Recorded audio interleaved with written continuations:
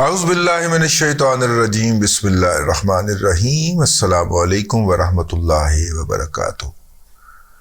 کچھ لوگ اس بات کے شاکی رہتے ہیں کہ آپ عمران خان نیازی کے لیے سخت الفاظ کیوں استعمال کرتے ہیں، میں کی کرا نہیں دسو میں کی کرا۔ اس گولے کے اوپر جناب عمران احمد خان نیازی کی جو حکومت ہے وہ 3 سال 7 ماہ 21 دن رہی ہے، یعنی ان کا دور اقتدار حلف اٹھانے سے لے کے اور 9 اپریل کو لت مار کے باہر گھر بھجوانے تک 3 سال 7 ماہ 21 دن رہا، اور 3 سال 7 ماہ 21 دن ہی اس دنیا کی تاریخ کے اندر لکھا ہے۔ میں اپنے پاس سے نہیں کہہ رہا، تاریخ کی کتابوں کے اندر درج ہے کہ 3 سال 7 ماہ 21 دن ہی یزید کی حکومت رہی تھی۔ تو اگر میں دونوں یزیدوں کو آپس میں مکس کر دیتا ہوں، عمران خان نیازی کو بھی یزید کہہ دیتا ہوں، تو اس میں حرج کیا ہے؟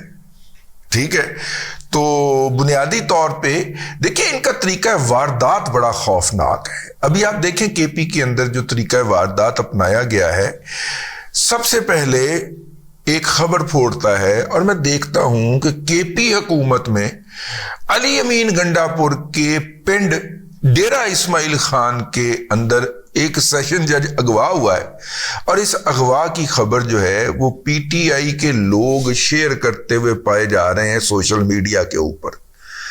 میں کہتا ہوں یار یہ تو ان کی بیڈ پرفارمنس کو ظاہر نہیں کرتا، ٹھیک ہے، تو یہ کیوں شیئر کرتے ہوئے پائے جا رہے ہیں؟ اچھا، میری دماغ کی بتی جل جاتی ہے بھائی کہ یہ کیا ہو رہا ہے۔ اس کے بعد پھر فوری طور پہ اہتمام کیا جاتا ہے ابراہیم کا وارث جو ہے، زرتاجو کا بڑا بھائی جو تھا Ibrahim Khan, chief justice Peshawar high court, اب اس کا جو وارث ہے وہ فوری طور پہ بیان جاری کرتا ہے کہ جناب سیشن جج ڈیرہ اسماعیل خان کو رہا کروایا جائے۔ اس کے بعد ایک بیان آتا ہے بیرسٹر سیف کا کہ ہمارے طالبان کے ساتھ تعلقات ہیں، میرا تو رابطہ ہے، میری ان کے ساتھ گفتگو ہوتی رہتی ہے، وہ مجھے اپنے مطالبات پہنچاتے رہتے ہیں اور میں حکومت کا پیغام انہیں پہنچاتا رہتا ہوں۔ بیسیکلی یہ حرام خور جو ہے، یہ اسٹیبلشمنٹ کا پکا جدی پشتی ایجنٹ جو ہے بیرسٹر سیف، یہ بیسیکلی اس وقت یہ پیغام پہنچا رہا تھا کہ وہ مانگ رہے ہیں۔ اچھا، اعزاز سید صاحب کی ہے کہ جناب 5 کروڑ مانگ رہے تھے، میرے پاس جو خبر پہنچی وہ ساتھ میں ایک صفر کا اضافہ ہو گیا کہ 50 کروڑ مانگ رہے تھے۔ ویسے جس نے مجھے خبر دی، میں نے کہا یار وہاں پہ ریٹ نہیں ہے اغوا برائے توان کا اتنا زیادہ، 30 سے 50 لاکھ عام حالات کے اندر ریٹ ہے، تو سیشن جج ہے تو زیادہ سے زیادہ 5 کروڑ ہو جائے گا، یا نہیں سیشن جج ہے تو کروڑ بھی نہیں ہونا چاہیے، 50 لاکھ کافی ہے۔ تو آپ 50 کروڑ کہہ رہے ہو، 50 لاکھ ہوئے گا۔ اس نے کہا نہیں جی 50 کروڑ روپیہ دیا گیا۔ اب چونکہ میں وہاں پہ جو جرائم کے لوگ ہیں، ٹھیک ہے، وہ ہمارے جاننے والوں کے ساتھ ان کے کوئی روابط ہیں، تو میں نے پوچھوایا بھی، میں نے کہا یار اغوا برائے توان کا کیا ریٹ چل رہا ہے یہاں پہ؟ تو انہوں نے کہا پارٹی پہ ڈیفینڈ کرتا ہے، لیکن جو کام ایگزیکیوٹ کرنے والے ہوتے ہیں، جو بھائی جس نے کروایا ہوتا ہے وہ نہیں سامنے آتا، تو جو کرتے ہیں انہیں کوئی 30 لاکھ سے لے کے 50 کے درمیان کوئی ادائیگی ہوتی ہے۔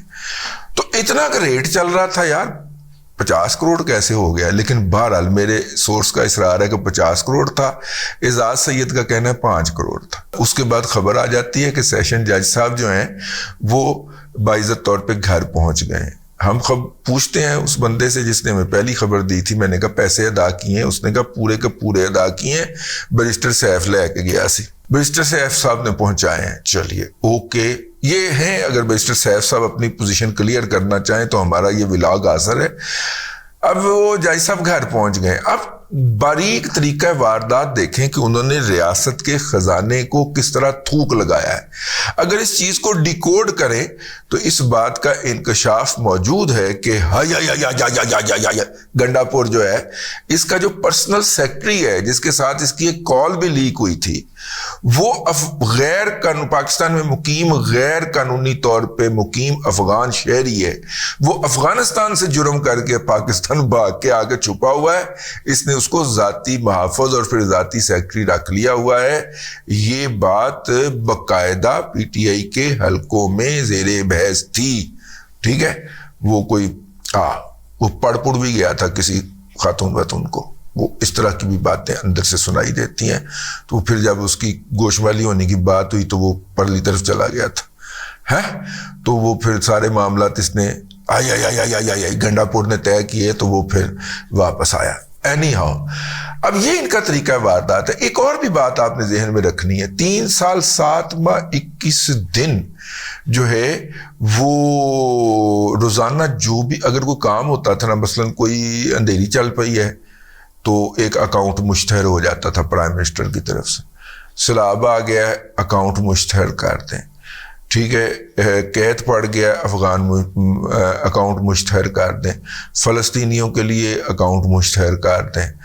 اچھا, یہ تو اگر آپ اس زمانے کے اشتہارات نکالیں اور پی ٹی آئی کی سوشل میڈیا کی کیمپینز نکالیں تو آپ کو پتا چلے گا کہ کچھ 100-125 کے گرد اکاؤنٹ 3 سال 7 ماہ 21 دن کے اندر مختلف مدات میں سرکولیٹ کیے گئے. وہ یار اس میں حکومت میں تو کوئی کام ہی یہی ہوتا تھا کہ مصیبت پڑ گئی ہے, کوئی کام پڑ گیا, خیرات مانگ لو, خیرات مانگ لو, خیرات مانگ لو. ٹھیک ہے, اب یہ جو خیراتیے ہیں اور خیراتیے ابن خیراتیے ہیں ان کے ذہن میں یہ بات سما ہی نہیں سکتی.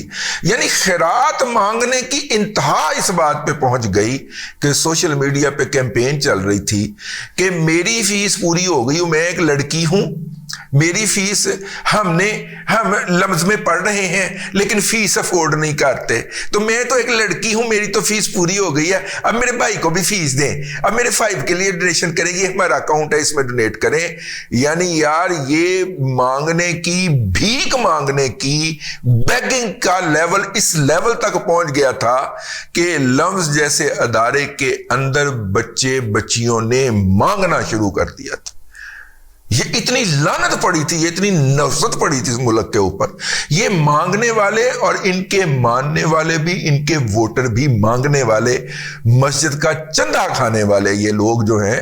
ٹھیک ہے, فقیر کے وہ جو کولا رکھا ہوتا ہے اس نے سامنے, کشکول میں سے پیسے اٹھا کے بھاگنے جانے والے, یہ وہ گندی نسل ہے عمران احمد خان نیازی کے فالوور.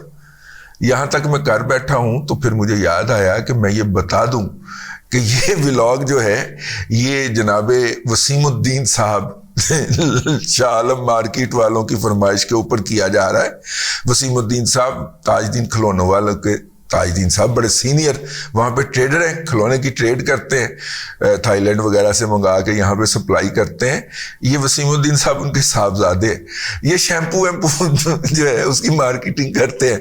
سانو شیمپو کی لوڑ ہی کوئی. ٹھیک ہے, آہو تو یہ باہر سے کوئی شیمپو اور یہ ٹوائلٹریز جو ہوتی ہیں نا, ٹوائلٹ کے اندر استعمال ہونے والی چیزیں وہ کرتے ہیں. میں کہ نال یہ میں رسید دے دوں کہ یہ آپ کے کہنے کے اوپر میں نے ولاگ کیا ہے. جب یہ بھک منگوں کی ذہنی طور پہ معذور اور بھکاری قوم جو ہے وہ لمحہ موجود میں جو جرم کر رہے ہوتے ہیں اس کا الزام دوسروں پہ لگا رہے ہوتے ہیں نا, تو فوری طور پہ اس الزام پہ جاتے ہیں کہ نواز شریف قرض داروں ملک سواروں کے پیسے کھا گیا. کیونکہ آپ شوکت خانم کے نام کے اوپر جو ڈونیشنیں لیتے ہیں وہ کرپشن کرتے ہیں نا, باجی کی مشینوں کے نام کے اوپر امریکہ میں ٹرمپ ٹاور پہ جائیدادیں بناتے ہیں, تو ان کے خیال میں سارے ہی چور ہیں نا ہماری طرح کے, تو باقیوں کے بارے میں آواز لگا دیں. تو باقیوں کے بارے میں آواز لگاتے ہیں کہ قرض داروں ملک سواروں کا پیسہ نواز شریف کھا گیا. مشرف صاحب کی حکومت تھی, میں اس وقت کامرس رپورٹنگ کرتا تھا, ایڈیٹر بھی تھا کامرس کا لیکن رپورٹنگ بھی کیا کرتا تھا. یہ بات ہم نے شوکت عزیز سے پوچھی تھی جب وہ پرائم منسٹر بن گیا تھا. تو شوکت عزیز نے ادھر ادھر دیکھ کے کہا کہ یار اسٹیٹ بینک دی رپورٹ پڑھ لینا. وہ شوکت عزیز کے ساتھ نا تھوڑی سی اس وقت بے تکلفی تھی, ہو گئی تھی, وہ کر لیا کرتا تھا. ہمیں کئی ٹائیاں بھی اس نے تحفے میں دی ہوئی ہیں, میں کبھی کبھی لگا کے پروگرام بھی کرتا ہوں. تو شوکت عزیز صاحب سے میں نے بے تکلفی میں پوچھا, میں کہا پیسے کتنے کے کھا گیا نواز شریف؟ کہنا اسٹیٹ بینک دی رپورٹ دیکھ لینا. اب اسٹیٹ بینک آف پاکستان جو ہے وہ حکومت پاکستان کا قومی خزانہ ہے. وہاں پہ آنے والا ایک ایک پیسہ اکاؤنٹ فار ہوتا ہے. پھر وہ پیسہ کدھر جاتا ہے یہ بھی رکھا جاتا ہے. پھر سال کے بعد آڈیٹر بیٹھتا ہے, وہ آڈٹ کرتا ہے کہ پیسہ ایتھے آیا سی, ادھر رکھیا سی, ایتھے بھیجیا سی, یہ صحیح گیا ہے کہ نہیں گیا. ٹھیک ہے. اور مزے کی بات یہ ہے کہ یہ جو قرض اتارو ملک سنوارو کا پیسہ تھا, اس کے لیے اسحاق ڈار صاحب کی اس وقت تجویز آئی تھی کہ اسے کسی اور مقصد کے لیے استعمال کر لیتے ہیں. نواز شریف صاحب نے تو کیا مسترد کرنا تھا, گورنر اسٹیٹ بینک پڑ گیا تھا. اس نے کہا نہیں سر, میں نے جیل نہیں بھگتنی, یہ قانون کی خلاف ورزی ہوگی. سلاب آیا تھا شاید, اس کے لیے استعمال کرنے کی بات ہوئی تھی. تو انہوں نے کہا تھا نہیں, میں نے نہیں بھگتنی کل کو جیل. ٹھیک ہے.